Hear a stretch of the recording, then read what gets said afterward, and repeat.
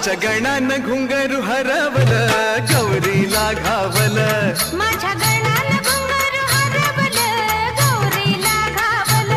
माझ्या गणानं घुंगरू हरवल गौरीला घावल एका वर्षानं आपलं दर्शन गणानं गौरीला दावल हा एका